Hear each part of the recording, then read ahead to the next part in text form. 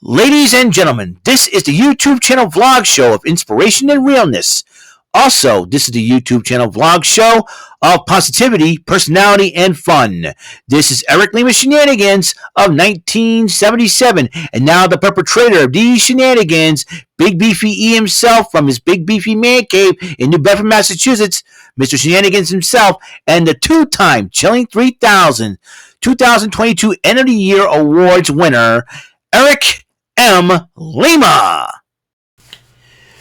Why, thank you very much, Mr. Announcer, sir. Well, hello there, everyone. Welcome to yet another episode of Eric Lima Shenanigans of 1977. It's Happy Friday, or Fry-yay if you're getting paid. That's right. And, ladies and gentlemen, boys and girls, this is Friday. But you know what? Also, before we get into the fun stuff, we're going to talk some wrestling first. I just want to say, on the behalf of Rant and Rave, I want to thank Nick Eugene Dinsmore for coming on last night for Rant and Rave for an interview, for being gracious enough to accept the invitation of Rant and Rave. And it was an honor to have Nick Eugene Dinsmore on. It was a fun interview. He made us laugh. He gave us some great wrestling stories, and answered all our questions. And I'm going to give his props to Uriel Ibarra for a young gentleman that doesn't know a lot about wrestling, and asked almost like the perfect questions to ask. More like if he's a beginning wrestling fan as well. It's like if you're a beginning wrestling fan, you've asked the perfect questions, and for Uriel to do that, I got to give a shout out to Ibarra Bro Studios. He did a wonderful job asking the questions as well, and he did awesome. I had to commend Uriel on that, and I'm sure he wants to learn about the business as well. And you know what? Coming on Rant and Rave was the perfect opportunity for him to do that. So, and being part of the hosting panel. So, Uriel Ibarra, applaud to you, my man. Excellent job. I can't wait. By the way, speaking of which, he'll be hosting the pilot episode of Dumb Dingleberries. He's moving it to February 11th. That's next Saturday, not tomorrow, because we had Vengeance Day going on, and we're going to have a lot of fun with it. So I'm kind of looking forward to not only Vengeance Day tomorrow, but also the Dumb Dingleberries, the pilot episode. Looking forward to it. Can't wait to be part of it. It's going to be awesome. But for right now, let's talk some Impact Wrestling, what happened last night. It kicked off with a couple of teams who were part of the Super Junior Tag League in New Japan. Kushida and Kevin Knight took on the Bullet Club team of Ace Austin and Chris Bay. I'm going to tell you, the Bullet Club team of Ace Austin and Chris Bay will be a team to watch. And not only that, because there will be some other organizations that are going to take notice of this team. And what I'm saying? We're going to try to snag these guys and put them in. The WWE could be taking notice. AEW could be taking notice. Or even the NWA. Could be anything possible. Right now, they're on Impact doing their thing.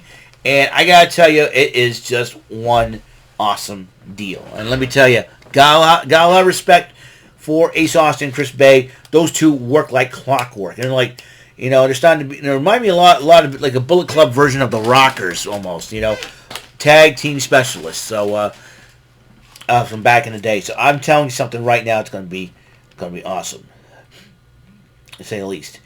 And they took on the team of Kushida, the Time Splitter, and he's a former WWE Cruiserweight Champion, mind you. And Kevin Knight, who trained in the Team LA Division Dojo, New Japan Dojo. And I'll tell you, this Kevin Knight kid, he's awesome. He's awesome in that ring. He can fly. He can drop kicks like crazy. And I'll tell you one thing right now, that Kevin Knight will be a young man to look out for in the professional wrestling sport today. So check him out. Watch the matchup, but Bullet Club did win the matchup, making them one step closer to once again trying to become champions once again. The Motor City Machine Guns do have those tag team titles, plus the New Japan Strong Open Weight Tag Team Championship. And I'll tell you one thing, Motor City Machine Guns are on top of the world right now in the Impact Tag Team Division. The design continues the initiation with Callihan says, listen, you failed, but you got a chance to redeem yourself. We must win the 8-man tag team matchup. And there'll be a new knockout making her debut next week. The former Persia Pirata, Steph DeLander, will be making her debut next week on Impact Wrestling. Gonna be excited to have her as part of the Knockouts division. Speaking of which, Gisele Shawn took one-on-one with Savannah Evans, and thanks to Jay Vidal, who just basically tried to distract the referee by being all handsy with him, so to speak, if you know what I mean. But I wouldn't be surprised he swings on that side of the plate. But might I digress? That distraction got Gisele Shawn to break a little bit of the rules and defeated Savannah Evans. Now, they said Tasha Steelz is gone. Rumor has it, and you see her tweet, it says the next chapter capitalizes the word NXT. Is Tasha Steelz on her way to the WWE? Is she on her way to NXT? If that's the case, be on the lookout, Roxanne Perez. It seems like if you get by Gigi Dolan and JC Jane of Toxic Attraction, Tasha Steelz may be heading your way. Who knows for sure? We don't know. And and after the match, after Shawn wants a match, she grabbed the microphone, starts running her mouth, and she said, you know what? I am the Black Widow of Impact Wrestling. And she starts embracing it. And so that's going to be something else. Kenny King confronted two guys that were talking about Rich Swann. He said, the name should be coming out of your mouths is Kenny King. And then Johnny Swinger and Zicky Dice interrupt him and say, hey, you know what? Because you guys dissing me or something like that. And they go back and forth. Zicky Dice says, hey, we're challenging you to a match. I'm like, fine. I'll go to Santino and see if we can make a match going. And then Santino was finished talking to Kenny King. He said, you know what? King versus Swinger? Great idea. And then Steve Macklin confronts Santino. And then Santino says, you know what? I'm going to have 4 qualifying matches and no surrender. They'll be in a fatal 4-way. Whoever wins that fatal 4-way will be the number 1 contender. And Steve Macklin goes, great. Another hoop for me to jump through. So, Steve Macklin will be in one of the 4 qualifying matches, as is Dirty Dango asking Santino for a qualifying matchup and wants to be the deputy director. He says, just go away. I'll give you a matchup. Go away. Dirty Dango. I remember he tweeted me, well, you're from New Bedford? I used to fish there and used to be a fisherman there. Yeah, I like Dirty Dango, man. He's really cool. Anyways, Crazy Steve went one-on-one with Sheldon Jean. Crazy Steve won the matchup, but then Trey Miguel attacks Black Taurus and Crazy Steve. But as Trey Miguel was trying to get Steve up in the finishing maneuver, Crazy Steve bit him and then grabs the spray and tags himself with Trey Miguel's logo again. Mind games are continuing. It looks like Crazy Steve wants Trey Miguel's championship. And then Gia Miller interviewed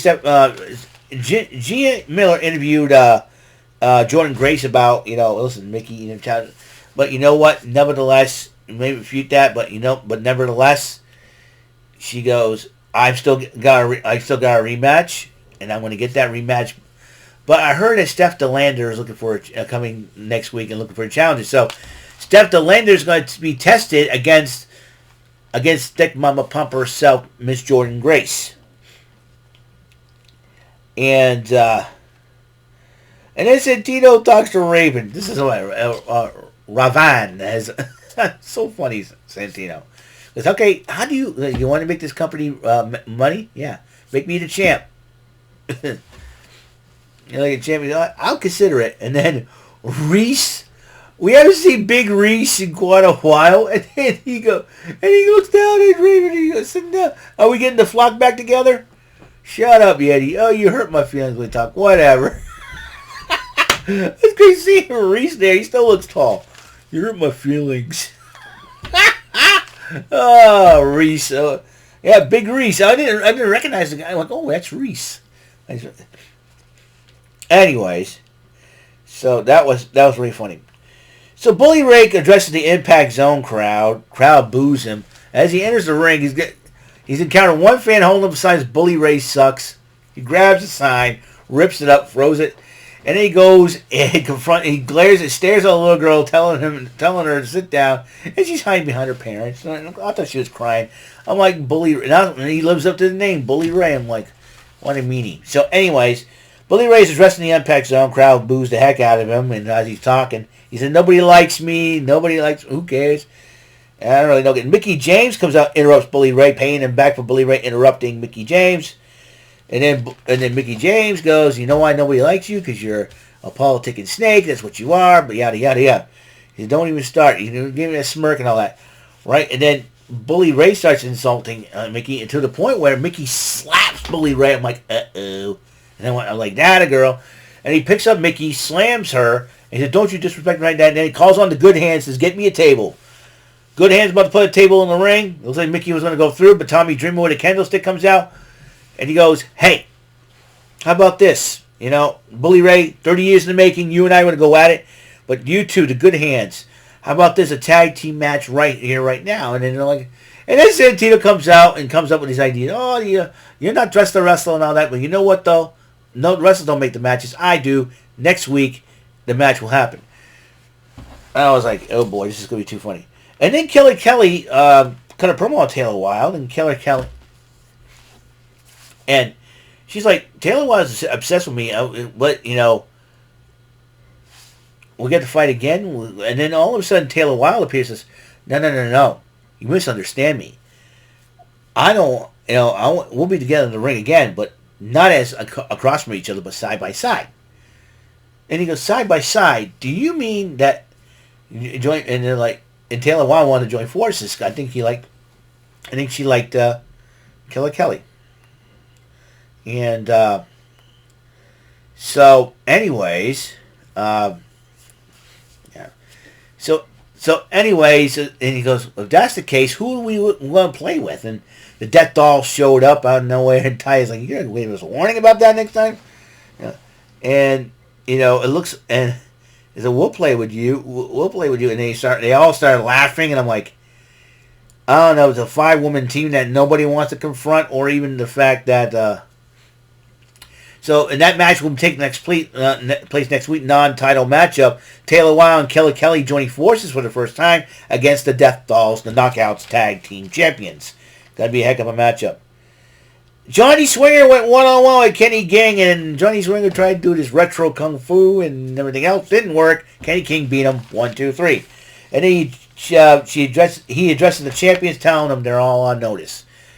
And I mean, John Alexander versus Kenny King will be a matchup I would love to see.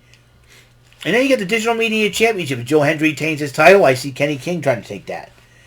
And then Bully Ray finally met Masa Slamovich, and he's like interested in her. I'm like, you know, no offense, but Masa Slamovich is not that attractive, but I don't think she cares, to be honest with you.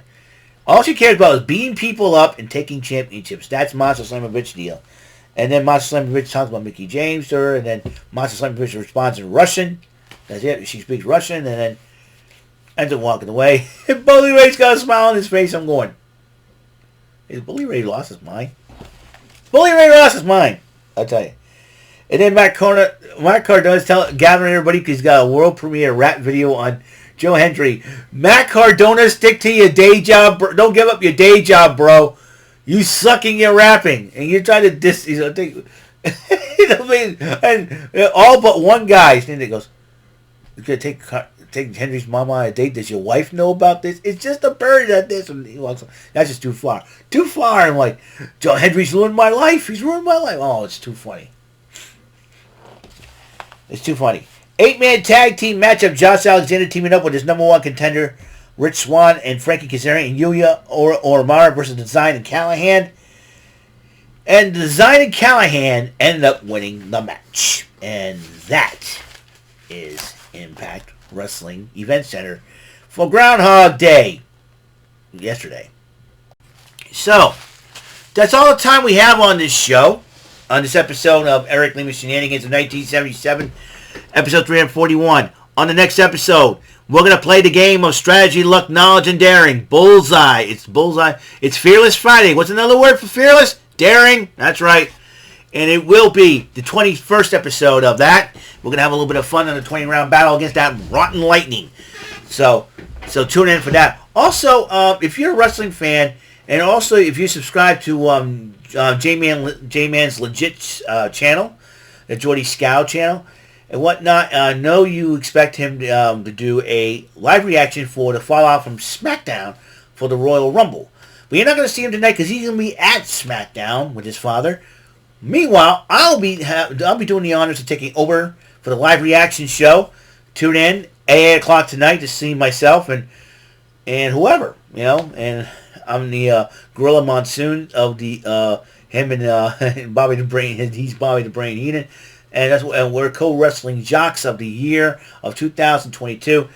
Join me tonight on Jordan's channel, of course, as we get ready to go. As I embark, bring you guys on a journey throughout SmackDown, and I'll tell you what's going on, and I'll tell you what's going on. I'm really excited. There we go. So until the next episode comes rolling around, Mr. Announcer, sir, if you're listening to this, please take us home. That is all for today's episode of the show. This is Mr. Lima speaking for Eric Lima Shenanigans of 1977. A Big Beefy E, do it for Bob Saget production, and in association with A Sweet Bowl for Raving Dingleberries Telepictures and Distribution. Thank you for watching another great episode of Eric Lima Shenanigans of 1977. Until the next episode, goodbye for now.